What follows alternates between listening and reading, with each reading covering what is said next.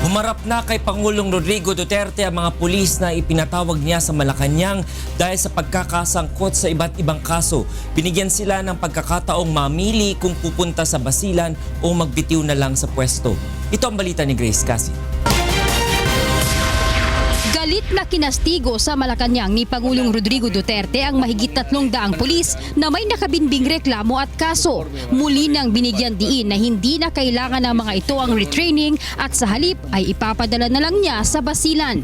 Tumira kayo doon ng mga 2 taon. Kung lumusot kayo buhay, balik kayo dito.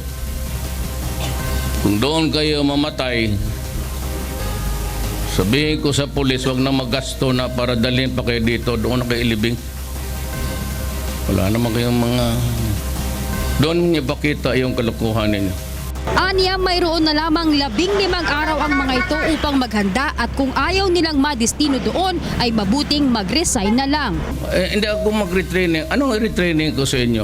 Tapos na nag-training ninyo araw-araw. If you do not want to go there, go to your superior officer and tell them that you are going to resign. Otherwise, ayaw ninyo, hanapan ko kayo ng mali. Babala rin ng Pangulo sa mga ito na huwag nang sumama o bumuo ng mga sindikato, oras na sila ay magretiro na sa serbisyo. I will create a battalion para lang to keep track of your movements because it has been the sad experience of this country that the most vicious criminals are karamihan ex-police or sometimes ex-military man. Ayon kay NCRPO Chief Oscar Albayalde, ilan sa mga pulis na ito ay nahaharap sa mabibigat na kaso gaya ng robbery, extortion, pagre-recycle ng mga drugs at mga nagpositibo sa drug test. Habang ang ilan naman ay minor cases lamang gaya ng pagiging late sa trabaho, awol at yung pumapasok lang kapag araw ng sweldo. Mahaharap naman sa kaso ang 48 pulis na hindi sumipot ngayon sa Malacanang.